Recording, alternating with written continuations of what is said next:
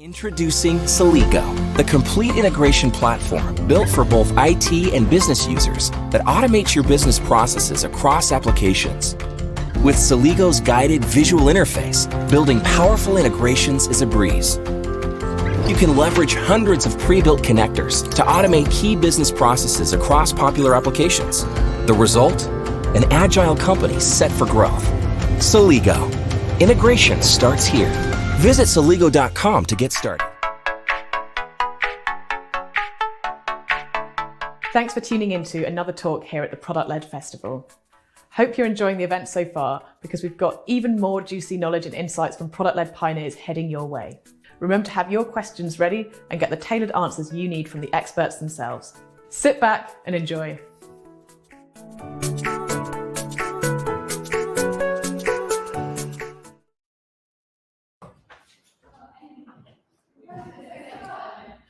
Hello, everyone, and a very warm welcome back to the Product-Led Festival. Really excited to be here on day 2.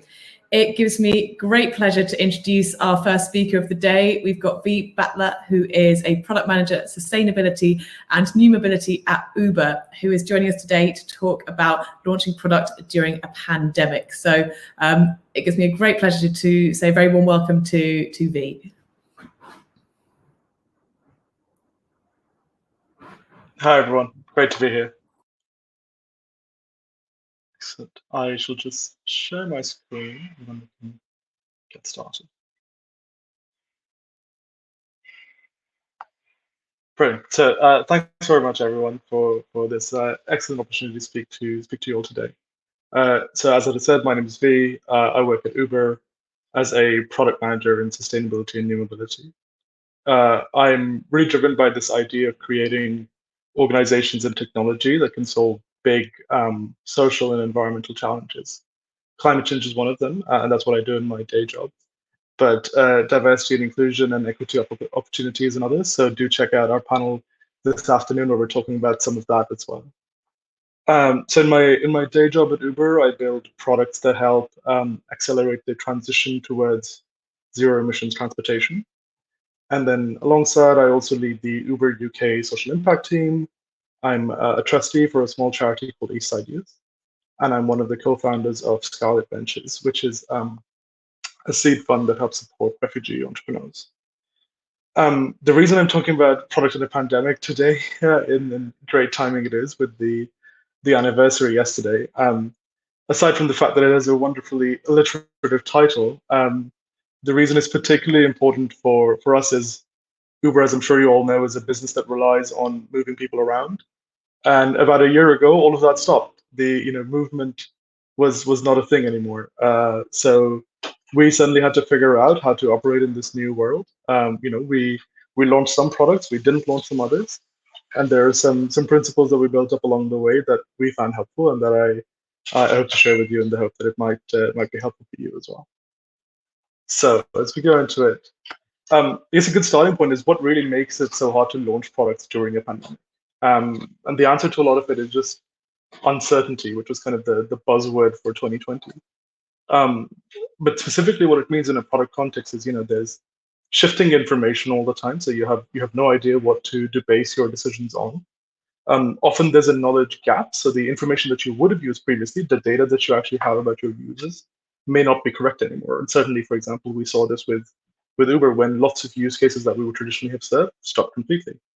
There is this real problem of speed of change, and in particular, the shape of the curve of change, where it takes very little time for things to get a lot worse because of the nature of exponential growth, but it takes a lot of time for them to get better, and that makes it again hard to really nail anything down. I think especially if you work in a bigger or more, let's say, more global organization, there can also be the challenge of differentiated contexts. So some of your markets may be in different stages of lockdown. Some of them might be recovering quite well, and again, that adds complexity to decision making. And not to forget, most importantly, the impact on people. This has been very real for many of us. I personally know people who've had family members pass away. Everybody else has had to deal with this sort of mishmash of their work and personal lives to a scale that wasn't the case before. Everybody's had to figure it out, and it's been hard going sometimes, remembering that we're here to launch products, in that time. That said, I hope to share with you today 5 ways to create certainty where it doesn't exist. At least some techniques we can use even when things do get as uncertain as they have been over the course of last year. So jumping straight through, first one is what I call finding new problems to solve. So there's this old analogy of the idea of, I should warn you, by the way, about transportation metaphors. Occupational hazard of Uber, I tend to use a lot of them. There's the old analogy of, before you're going to fly into a storm, consider maybe taking an alternative mode of transportation. And we certainly found that was the case over the course of last year. So in a funny way, actually, the pandemic can give rise to, or situations like the pandemic can create opportunities. There might be new customers you can reach out to, new use cases you can target, new solutions you can build for them. And actually, if you're clever about the way that you approach it, you might be able to do it in a way that creates competitive advantage. Because while everybody else is sort of running around like a headless chicken, figuring out how to deal with the situation, you've accepted it for what it is and looked at the opportunities that it presents. There were certainly a couple. It took us a while to get this right at Uber. I won't lie. It was certainly not a week 1 or week 2 thing, but after a while, we did start to get the hang of it. There were a few things we launched that came about as a result of the pandemic. So we launched a new service called Uber Medics, which was in consultation and in partnership with the NHS to get doctors and nurses to and from work, because they were the only people moving around back in the day of the first lockdown. We also launched something called Uber Connect, which is a delivery-based service, because we realized although people aren't moving around, they're still connected to their loved ones. They might want to send things home, a gift for Mother's Day perhaps, or something to that effect. So those are opportunities that we took on just because the pandemic provided the opportunity to do so. The second approach is around creating certainty, with a first principles mindset. What's interesting about this is, at a time when everything is changing, everything is uncertain, you really need to try and find some anchor points, or as René Descartes, who's the photo here, some universal truths, things that won't change. This is quite a practical approach around this. So the way that we approach this at Uber, for example, we had certain launches that were scheduled to launch one after the other. Normally, we would have had a very sort of temporally oriented launch plan saying, by this date, we'll launch this, and so on and so forth. But in a world where everything was moving around, that just created chaos. So we shifted to this approach of having T+ or sort of T- dates and deadlines around our various launches. So looking at them more in a relative fashion than in an absolute one. One of the other things we did that was quite, it came after some hardship, was having a log of all the decisions that we made around a product, and then being very conscious about what would or wouldn't cause us to change our mind about that decision. It's very challenging when you don't have all of the information at once, with government announcements coming every day. I personally spent a lot of time watching the news at around 5 p.m., trying to see, when the dates where the things would be released. For example, we found that there was a lot of discussion about, but what if this happens? What if that happens? Creating certainty by adopting those core principles really helped us cut down on a lot of that noise.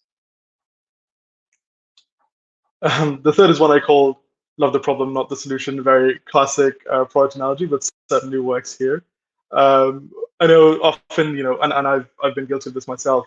Sometimes you have a sort of hero solution, you have a pet feature, a market you really want to launch in, and the pandemic doesn't care about any of that, right? It can just wreck all of that entirely. And so occasionally you'll need to make tough choices. You might need to decrease the scope beyond what you thought you wanted to do, and it might sort of, it's obviously a challenging decision, both logically and emotionally. But you can't be a golem about it. Can't hold on to your pet solution in a too precious fashion. The most important thing is actually that if you need to make that choice, you should do it quickly and be decisive about it. Certainly not be afraid to do it. This is one I thought it's called be a net reducer. As you know, I'm a tree hugger, so the GIF is very much in character. But the idea behind this is, at a time when the world is going to be so uncertain for your team, it's actually not enough for you as a PM to just navigate or ride that uncertainty and try to keep things stable. You sort of need to absorb uncertainty from the rest of the team and actually actively reduce it in your team environment. And that means you'll probably need to be more decisive. You might need to communicate a level higher than you normally have. Say for example, if you're working quite a casual environment, you may not send out meeting notes after every meeting. But in a world where we're all remote, in a world where knowing exactly what's going on is so important and difficult to do because of the uncertainty around us otherwise, you might find you actually need to adopt some of those slightly more officious behaviors to really create that clarity and create that certainty. Because and the interesting thing that I found about this whole experience was that it actually needed me to have more comfort with uncertainty myself. So it needed me to grow and kind of accept that and be flexible in that way. It's not an easy thing to do this, and I think many of us would just prefer to get on with our plans the way that we intended. But it's a worthwhile skill to develop because again, I think you can really add value as a PM to your team if you can create clarity, if you can cut uncertainty and sort of cut through the noise. And the last one I wanted to share, just point one, is take care of the team and yourself. I think as a PM, you're in a unique position where you don't, in most cases, you might not formally be managing somebody, but you have a lot of influence over how the team feels. And although your job is to manage products and not people, but people come before products, and then nothing is really ever going to change that, especially not during a pandemic. And it's been a rough year for a lot of people. It's been hard to focus on exactly what we need to do, but I actually found, on all the other sort of tips that we used, for me, the team was almost a principle that I used in and of themselves.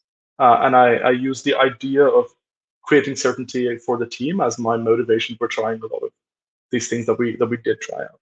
And I'd encourage you to do that. I think it actually sort of disassociating yourself in that way and making it about the team makes it much easier to do. So just to summarize, those are my 5 tips to create certainty where none exists in a pandemic or otherwise. Find new problems to solve. Create certainty with a first principles mindset. Love the problem, not the solution. I don't be a column. Be a net reducer and take care of the team and of course yourself. I should say it's important to end on an important note, which is again, the product consequences of the pandemic pale in comparison to the human consequences. There's a lot that's happened over the year. It's been an incredibly rough time. The good news is with the vaccine rollouts, etc., there is hope, and then Barry here is reminding us of that. So hopefully things will get better and we don't face a pandemic. But there might well be circumstances where the core characteristics we spoke about earlier, the high uncertainty, the shifting information, the kind of impact on people's well-being, we might still find ourselves in circumstances where the case. I hope if we end up in one of those situations again, that these suggestions I shared will be helpful for you and your teams. And on that note, if there's ever any way that I can help, and if you'd love to stay connected, let's talk. I'm active on LinkedIn. If you'd like to just reach out, if you'd like to continue the discussion over a Twitter thread, very happy to do that as well. And if you'd just like to reach out one-to-one for any help or any advice I can provide you or your team on this topic or otherwise, please feel free to email me, and I look forward to hearing from you. Thank you, everyone.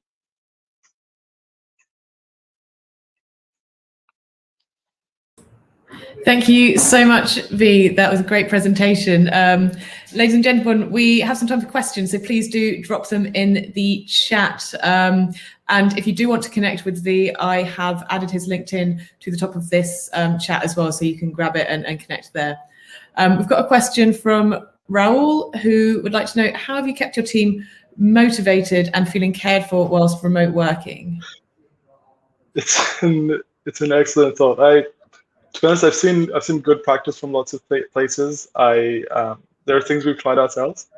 It's certainly been challenging. I think one of the good things that one of the principles that I try to adopt, again, as I remember, as a PM, it can be hard to remember sometimes that you're not people's direct manager. They will have team structures of their own, and they will be getting support through those structures. So what I often tried to do was provide support in a way that filled the gaps of what other structures might be providing them. So sort of do things that they might need, but they might not be getting from elsewhere.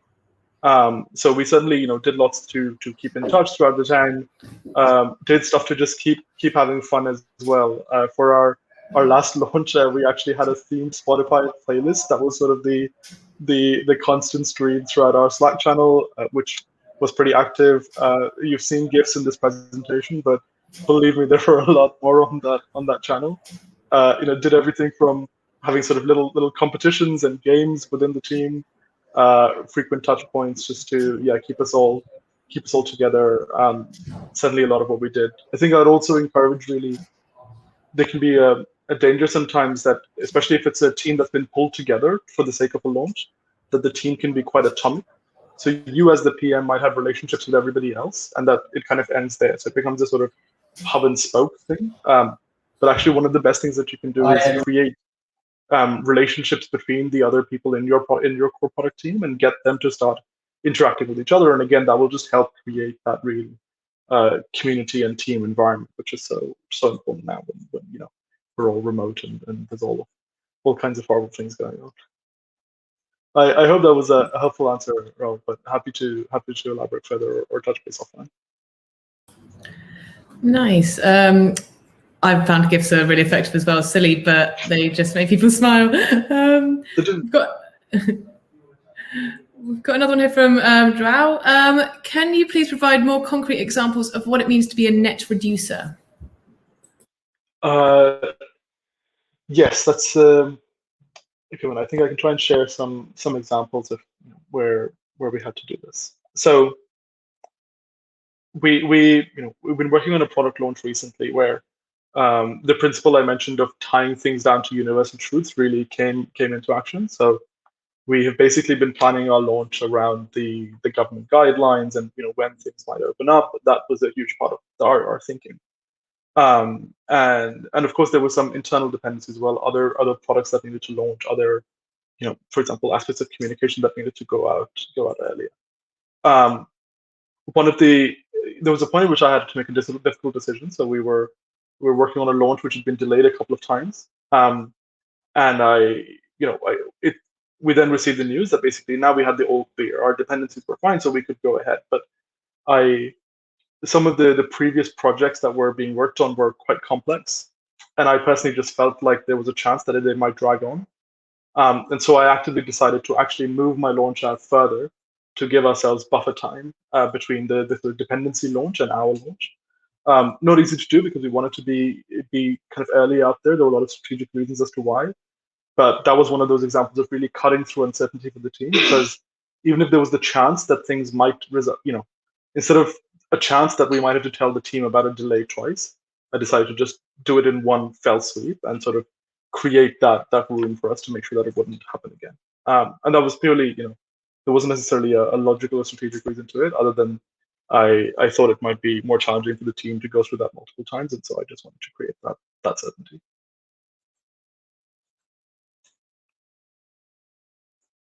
Sorry, Heather, I think you might be on mute.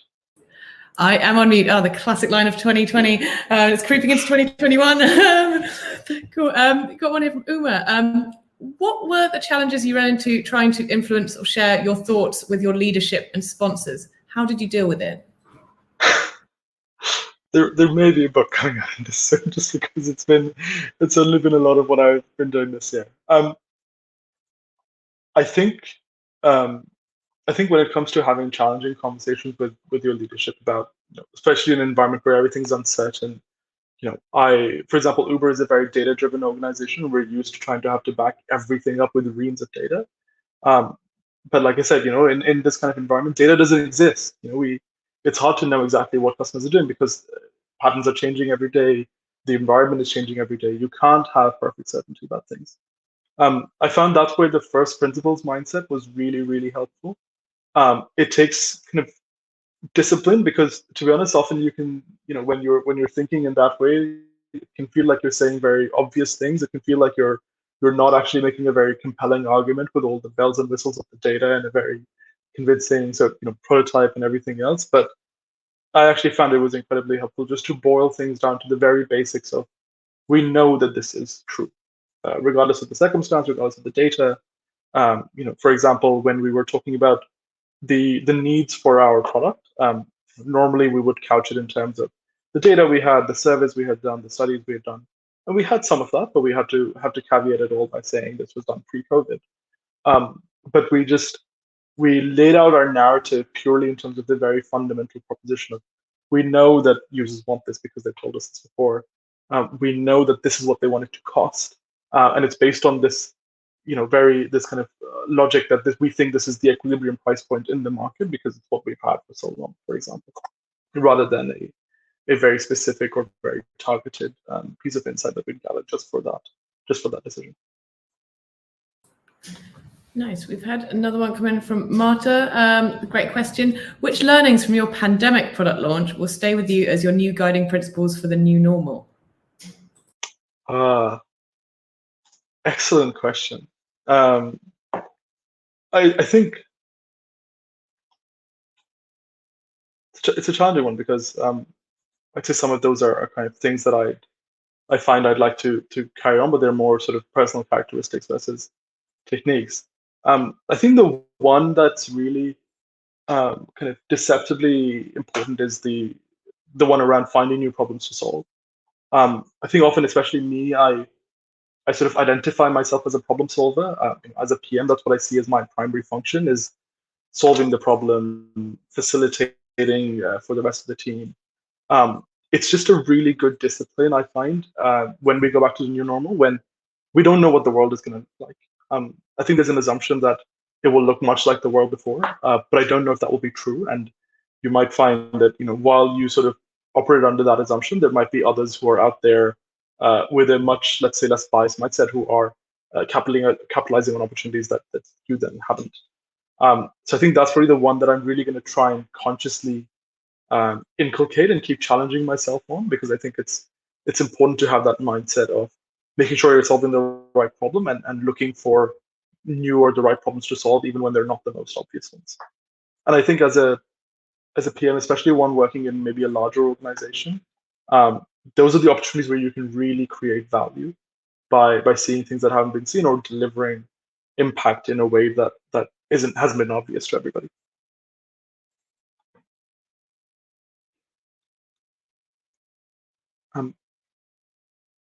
Heather, you might be muted.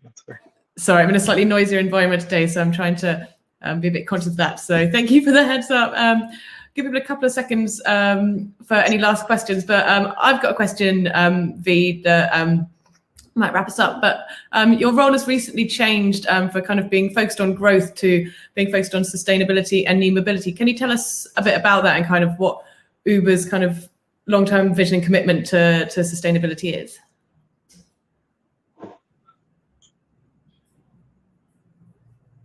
Yes, absolutely. I'll try and do this in the more succinct version. But so as a lot of you know, sustainability is critical to the future of Uber. We were founded with the idea that private cars basically don't need to exist. They're an inefficient asset. They create problems in an environmental context, in a social context, that we in this century just don't need to deal with and shouldn't have to. And as an organization, we really believe that.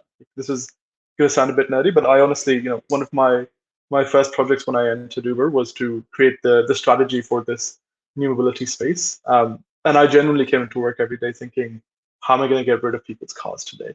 It's a really good sort of uniting mission, and it's one that I've worked on through this time. So the kind of broad answer is that Uber is committed globally to being a zero emissions platform by 2040. And when I say global, that's across the world. So I'm originally from India, very challenging context to really get to zero emissions in, but we've committed to doing that by that time frame. If you drive that back, however, we've committed to being zero emissions in Europe, and which includes the UK, by the end of 2030. And in London, in fact, we are committed to being to all rides on the Uber platform being zero emissions by 2025. That's 4 years away, and thousands of rides happening every day.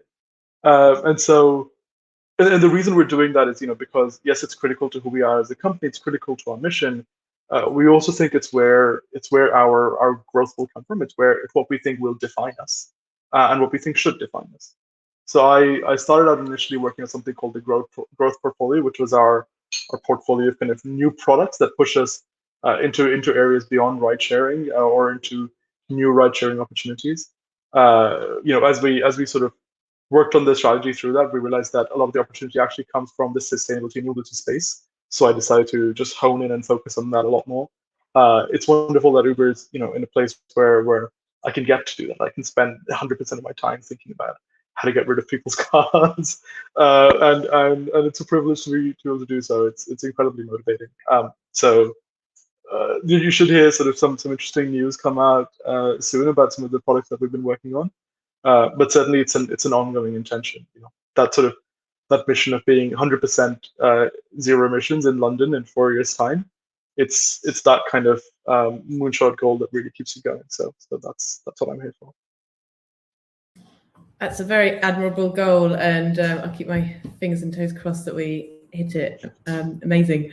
We've got one last question here from Sam. We've got time for before we wrap up. And the last part, you maybe want to kind of gloss over some bits, depends if you're going to get in trouble. How does Uber structure its product teams? What works well and what could work better? Excellent question. So I've recently been reading Inspired again for like the fourth time, which is the best book I've found on sort of structuring product teams, or just product management as I guess a discipline, or like a meta technique, more than the sort of nitty gritty of what we do every day. And it's been causing me to reflect a lot on that. I think so Uber has is a pretty massive organization now. Tens of thousands of people, lots of countries all over the world. So the structure can vary, from market to market, from product to product. It varies a lot. And I think the things that Uber really gets right to focus on, I think those bits. I think for we're a massive company, but the interesting thing is when it comes to a share of all transportation, we feel like we barely scratched the surface, and there's a lot more that we can do. There's a lot of the kind of addressable market that we can go after. So the one thing that I find Uber really gets right is that the translation of business objectives to product objectives is brilliant. It's crystal clear. It's really effective. You always know how the work that you're doing has an impact. This kind of adage, that this line I've been spouting about being 100% emissions by in 4 years' time. Yes, it's a business objective, but it has this kind of missionary effect of really making it clear to you what you're here to do.